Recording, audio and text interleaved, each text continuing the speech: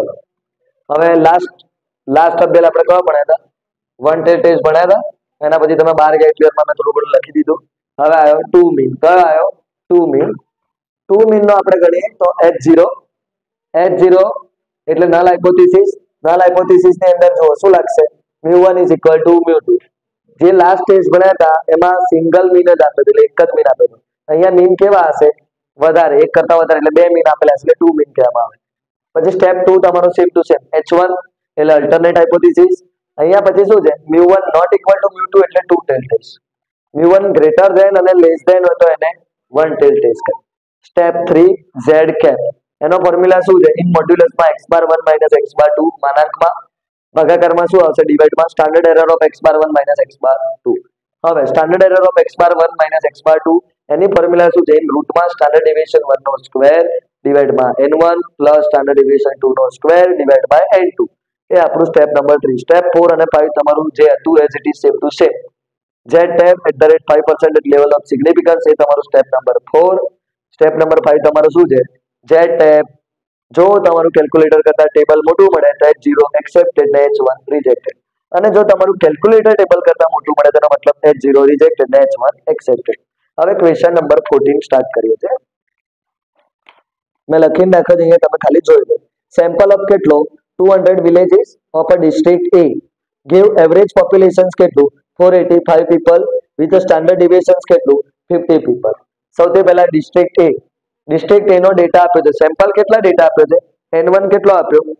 200 villages કીધા હતા ને, તો એની એવરેજ પોપ્યુલેશન, એવરેજ એટલે x⁻1. સેમ્પલ કીધો n1 નો 200 વિલેજીસ નો ડેટા લીધો તો x⁻1 મળી 485. હવે એની અંદર બી શું કીધું છે? With standard deviation. Standard deviation એટલે S1 છે તમારો 50, તો S1 નો સ્ક્વેર કેટલો નીકળી જશે? 2500. હવે અનધર સેમ્પલ, જો એક કરતા વધારે સેમ્પલ લીધો. બીજો સેમ્પલ તમે કેટલા વિલેજીસ નો લીધો છે? 200 villages of another district B. District B n2 કેટલો? 200, બરાબર. એનો x⁻2 કેટલો આવ્યો? 510. વિથ સ્ટાન્ડર્ડ ડેવિએશન કેટલો છે? સ્ટાન્ડર્ડ ડેવિએશન કીધો છે 40, બરાબર. તો S2 નો સ્ક્વેર કેટલો આવશે? 1600. આટલે સુધી ક્લિયર?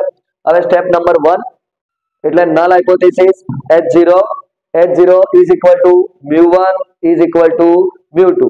μ1 is equal to μ2 બંનેને કેવા બતાડ્યા છે? સેમ. જે સ્ટેપ 1 જે છે ને એ તમારે અહીંયા ખાલી એવું જ લખવાનું. Step 1 null hypothesis is equal to μ1 બરાબર μ2. બંનેને બરાબર બતાડ્યા તો શું લખશો? Both the sample can be drawn from the same population. અહીંયા ક્લેમ બ્લેમ કોઈ વર્ડ આપ્યો નથી. આ કયો ટેસ્ટ છે? Two tail test. એટલે અહીંયા શું લખશો? μ1 not equal to μ2. Alternate hypothesis તમારો શું બનશે? μ1 not equal to μ2. એટલે શું લખશો? both the sample can not be drawn from the same population. Step number 3 Z cap, જેનો ફોર્મ્યુલા શું છે? x⁻1 - x⁻2 divide by standard error of x⁻1 - x⁻2. x⁻1 તમને આપેલી છે 485, x⁻2 આપેલી છે 510. શોધવાની શું રહી? Standard error of x⁻1 x⁻2, જેનો ફોર્મ્યુલા શું છે? સ્ટાન્ડર્ડ ડેવિએશન 1 નો square divide by n1 plus standard deviation 2 નો square divide by n2. Standard deviation 1 નો સ્ક્વેર જે શોધી હતી તમે કેટલી? 2500. n1 તમને આપેલી છે કેટલી? 200. સ્ટાન્ડર્ડ ડેવિએશન 2 નો સ્ક્વેર છે 1600 જે તમે લખ્યું. n2 કેટલું? 200 જે તમે લખ્યા. 2500 ભાગ્યા 200 કરવાના પ્લસ 1600 ભાગ્યા 200 કરવાના. ડાયરેક્ટ ફાઇનલ આન્સર જ તમે મને કહો કેટલો મળ્યો? 4.53. એ 4.53 ક્યાં લખવાના? અહીંયા નીચે આ મોડ્યુલસમાં આપી છે 485 - 510, બરાબર. જેનો આન્સર માઇનસમાં આવે પણ લખાય છે પ્લસમાં જ, કારણ કે શેમાં આપ્યું છે? માનાંકમાં. મોડ્યુલસ આપેલી છે એટલે -25 આવે એટલે +25 ભાગ્યા 4.53 એટલે આન્સર આવે 5.52. સ્ટેપ 4 જે તમે પાછળ કરતા હતા એ Z ટેપ અહીંયા કોઈ પર્સન્ટેજ લેવલ નથી કીધા એટલે કેટલા ટકા લેવાના? 5% લેવલ ઓફ સિગ્નિફિકન્સ. તો Z ટેપ 1 2 ટેલ ટેસ્ટમાં 5% એટલે કેટલો? 1.96. હવે step number 5 full and final. Z tab અને Z કેપ લખવાનો. ટેબલનો આન્સર મળ્યો 1.96. કેલ્ક્યુલેટરનો આન્સર મળ્યો 5.52. કેલ્ક્યુલેટર મોટું મળે છે. જો ટેબલ ઉપર આપણે કેલ્ક્યુલેટર મૂકીએ તો એ લોકો શું બતાડે છે કે કેલ્ક્યુલેટર મોટું મળે છે. જો કેલ્ક્યુલેટર મોટું મળે તો H0 નો શું થાય? રિજેક્ટેડ. H1 શું થાય? એક્સેપ્ટેડ. H1 એક્સેપ્ટ થાય એટલે both the sample can not be drawn from the same population. હવે હું નેક્સ્ટ ક્વેશ્ચન્સ લખીને કરાવડાવું છું, એની ઉપર ધ્યાન રાખો. ક્વેશ્ચન નંબર 14 એના પછી આવી જાઓ ક્વેશ્ચન નંબર 15.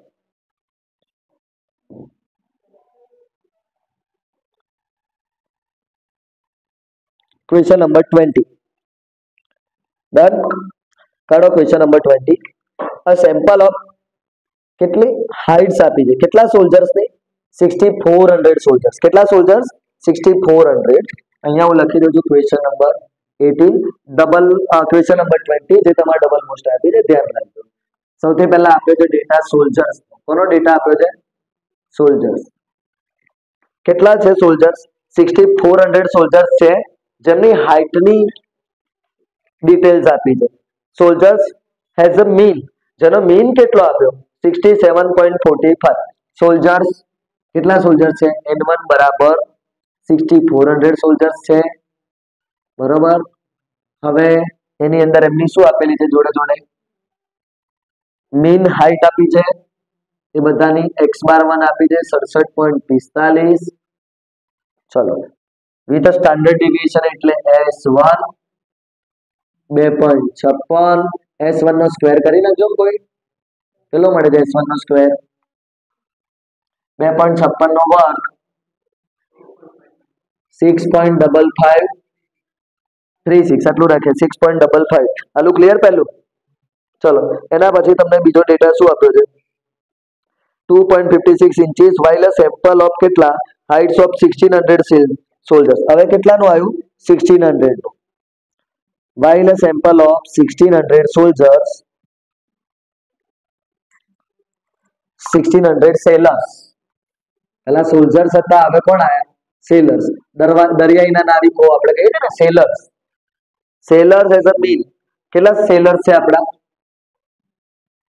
1600, જેનો x⁻2 તમને કીધો છે કંઈક 68.55 ઇંચીસ વિથ સ્ટાન્ડર્ડ ડેવિએશન એટલે S2 તમને આપી દીધી છે 2.52. બીજો ડેટા તમને લાસ્ટમાં કીધો છે આપણે S2 નો સ્ક્વેર. કેટલો આવે છે S2 નો square?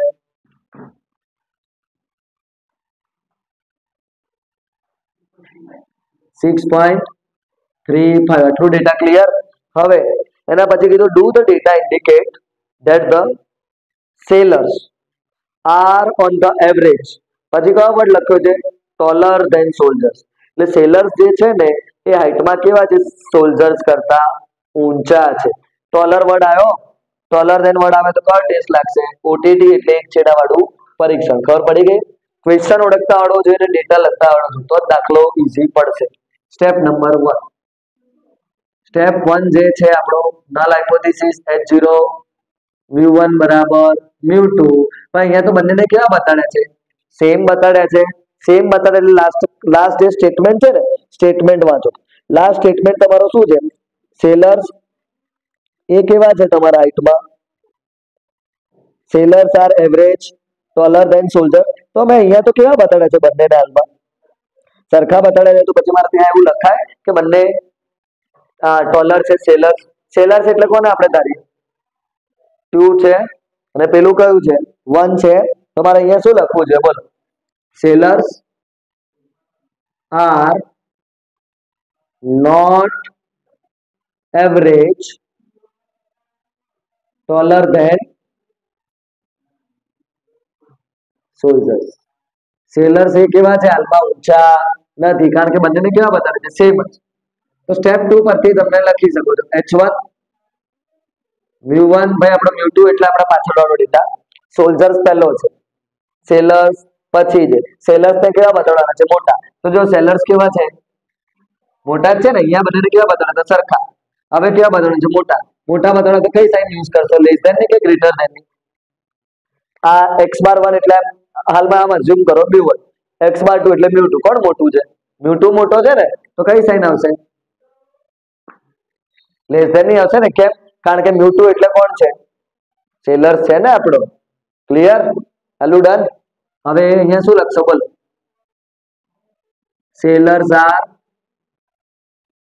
Average taller than soldiers. આટલું ક્લિયર? હવે શું આવશે? સ્ટેપ નંબર 3 એટલે z કેપ નો ફોર્મ્યુલા છે ઇન મોડ્યુલસમાં x⁻1 - x⁻2 ડિવાઇડમાં standard error of x⁻1 minus x⁻2 જેનો ફોર્મ્યુલા હું અહીંયા સાઈડમાં લખું. Standard error of x⁻1 minus x⁻2 is equal to in રૂટમાં સ્ટાન્ડર્ડ ડેવિએશન 1 નો square upon n1 plus standard deviation 2 નો square upon n2. Standard deviation 1 એટલે આ s1 નો સ્ક્વેર લખાય. s1 નો સ્ક્વેર 6.55 ડિવાઇડમાં n1 છે કે 6400 મને ખાલી ફાઇનલ આન્સર કરજો. s2 નો સ્ક્વેર છે 6.35 ડિવાઇડમાં તમે n2 લખશો 1600. ફાઇનલ આન્સર કેટલો આવે છે?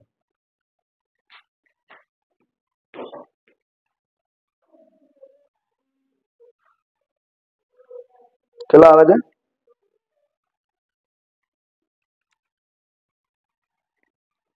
0.07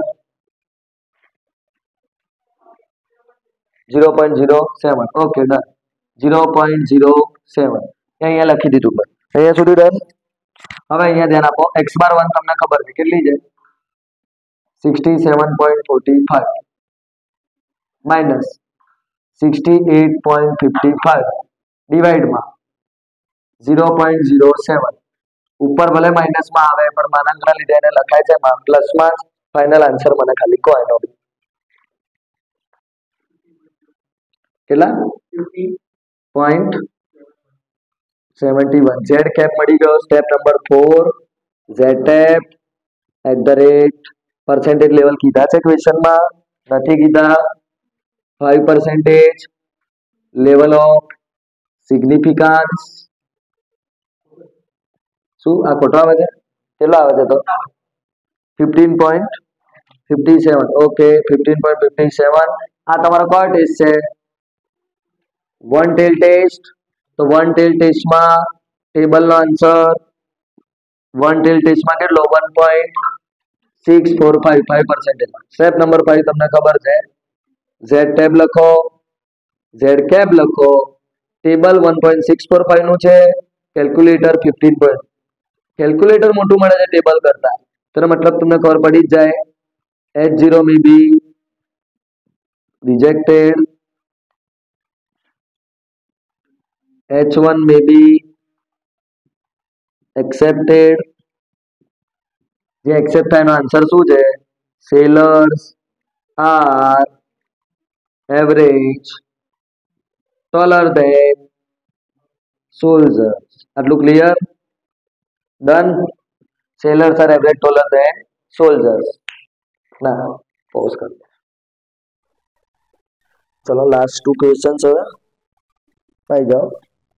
question number 23. A large corporations employs both men and women to do the same kind of work. બંને એક જ પ્રકારના વર્ક કરે છે. It is hypothesis that the average hourly output of men is કેવો વર્ડ આવ્યો ફરીથી? less than. શું વર્ડ આવ્યો? less than that of women. less than word આવે એટલે કયું આવશે? one tail test કે two tail test? one tail test. Perfect. The following information was gathered by the ABC team of the corporations. સૌથી પહેલા આપ્યો છે વેરિયાન્સ. શું આપ્યો છે? વેરિયાન્સ મેન અને woman. Question number 23. First of all men variance એટલે s નો સ્ક્વેર. s નો સ્ક્વેર તમને આપી દીધો 70 અને બીજી છે વુમેન એટલે s2 નો સ્ક્વેર છે 74. s2 નો સ્ક્વેર છે 74. એના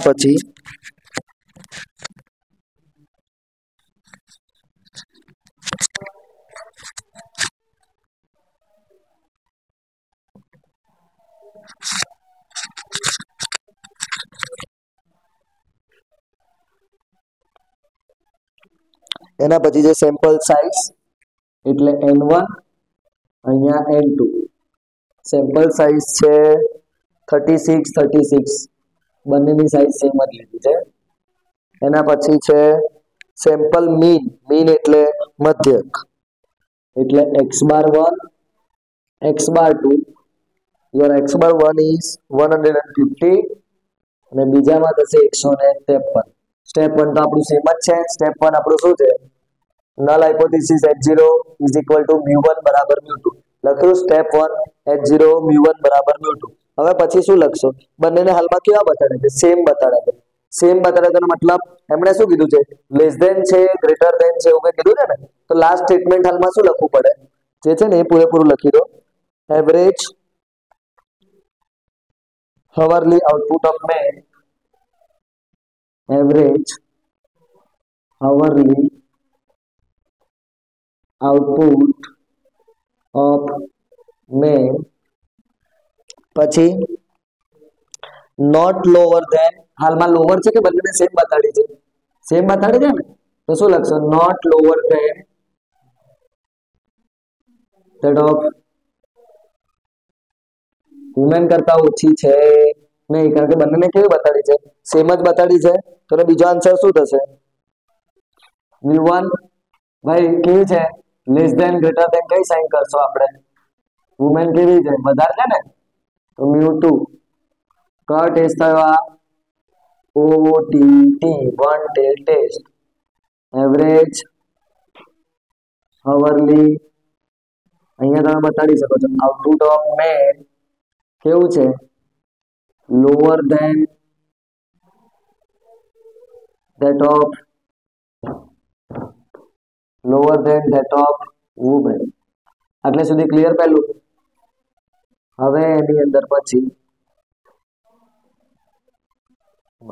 z cap x⁻1 minus x⁻2, x⁻1 આપેલી છે 150, x⁻2 પણ તમને આપેલી છે 153, ડિવાઇડમાં standard error of x⁻1 minus x⁻2, જેનો ફોર્મ્યુલા શું હતો?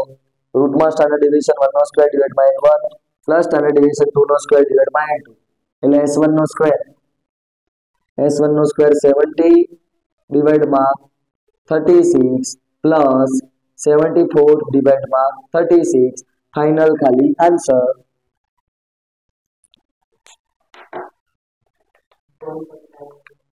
1.999 એટલે 2 થઈ ગયો એક્ઝેક્ટ 2. 150 માઇનસ 153 આન્સર માઇનસમાં આવ્યો -3, બટ લખાય છે એમાં પ્લસમાં +3 ડિવાઇડ બાય 2 1.5 આવે છે 1.5. હવે અહીંયા step 4 z tab @5% level of significance. z tab અહીંયા તમને કીધું છે કોઈ લેવલ પર્સન્ટેજ કીધું છે ક્વેશ્ચનમાં? ચોખ્ખા 5%, આપણે 5% ઉપર શોધીએ. 5% ઉપર વન ટેલ ટેસ્ટ થશે 1.645. સ્ટેપ નંબર 5 z ટેબ નું કમ્પેરિઝન. ટેબલનો આન્સર 1.645, કેલ્ક્યુલેટરનો આન્સર મળે છે કંઈક 1.5. કોણ મોટું મળે છે? ટેબલ મોટું મળ્યું ને, તો H0 may be accepted, H1 may be rejected. Clear આટલું? H1 શું થશે? રિજેક્ટેડ થશે. Means average hourly output of men are lower than that of women, या तो not more than that of women. Clear આટલું? આટલું ડન. એના પછી લાસ્ટ ક્વેશ્ચન આ ટેસ્ટનો તમારો, એની ઉપર આવી જાઓ. ક્વેશ્ચન 20 મેં કરાયો કે બાકી છે? કરાવી દીધો. ઓકે, 15મો બાકી છે, તેની ઉપર આવી જાઓ. Question number 15. The following information is about the height of students of two colleges. બરાબર, બે કોલેજીસનો તમને ડેટા આપેલો છે. સૌથી પહેલા કોલેજ A અને કોલેજ B. લાસ્ટ ક્વેશ્ચન નું કાઢવું પડશે સોલ્જર સેલર્સ કાઢીને. College A, college B. A અને B, ક્વેશ્ચન નંબર 15. હવે એની અંદર જુઓ મીન હાઈટ. મીન એટલે x⁻1. x⁻1 છે 67.42. અહીંયા આવશે x⁻2.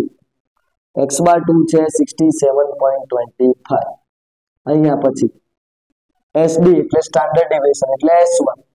S1 છે 2.58. પછી આવશે S2.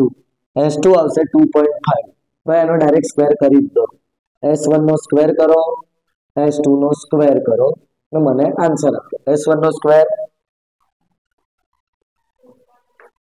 6.66 અને S2 નો 6.25. હજી જો ઇન્ફોર્મેશનમાં શું આપી છે, સેમ્પલ સાઇઝ, સેમ્પલ એટલે N1, સાઇઝ 1000 ની છે, N2 1200 ની છે. ડન પેલું આટલું. પછી લાસ્ટમાં કીધું છે is the difference in the mean significant. આવું તમને કીધું છે, શું કરશો બોલો. સ્ટેપ 1 તો આપણો સેમ જ છે ને, નલ હાઇપોથીસિસ મીન્સ H0 μ1 બરાબર μ2. અહીંયા શું લખશો, બંને બરાબર બતાડે છે ને. આ વન ટેલ છે કે ટુ ટેલ છે,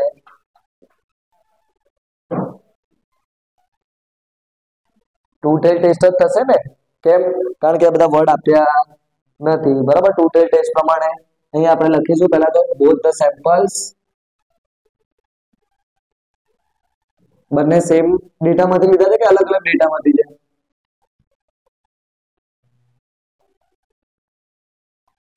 અહીંયા આપણે શું લખ્યું હતું, both the samples can same બતાડે છે ને, can be drawn from the same બતાડે તો આવી રીતે લખવાનું, both the samples can be drawn from the કયા પોપ્યુલેશન માંથી, સેમ પોપ્યુલેશન માંથી. તો આ આન્સર સેમ મળે ને. અને બીજો આન્સર શું થાય, μ1 not equal to μ2, two tail test, both the samples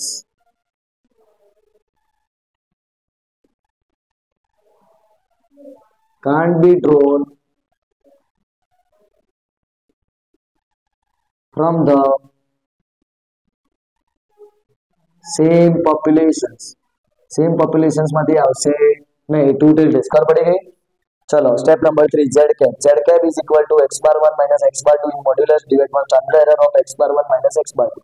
x bar 1 તમને ખબર છે 67.42 minus x bar 2 is 67.25 divide માં x bar 1 minus x bar 2 શોધવો પડશે. સ્ટાન્ડર્ડ એરર, સ્ટાન્ડર્ડ ડિવિઝન 1 નો square divide by n1 plus standard division 2 નો square divide by n2 in root માં s1 નો સ્ક્વેર 6.66 ડિવાઇડ માં n1 1000 પ્લસ 6.25 ડિવાઇડ માં 1200 એનો ડાયરેક્ટ આન્સર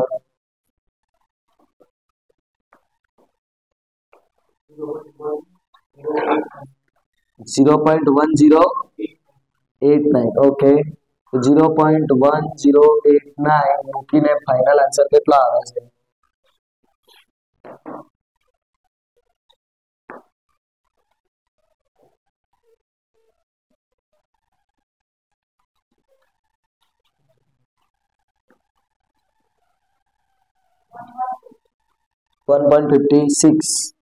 Z ટેપ મળી ગઈ 1.56. સ્ટેપ નંબર 4, તમે પર્સન્ટેજ લેવલ કીધા છે? ના, નથી કીધા. તો આપણે કેટલા ટકા લઈશું? 5% જ.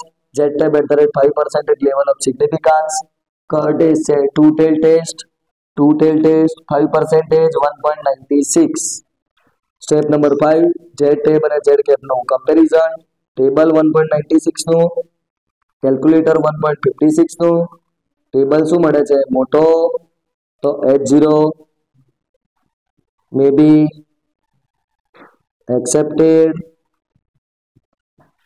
H1 may be rejected. બરાબર, H0 એક્સેપ્ટ થાય છે તો શું લખશો, both the samples can be drawn from the same population. Hello clear? કોઈ ડાઉટ? આ ક્વેશ્ચન્સ તમારે 7 માર્ક્સમાં આવે છે, કાં તો ટેસ્ટ 1 આવશે કાં તો ટેસ્ટ 2, એટલું ધ્યાન રાખજો.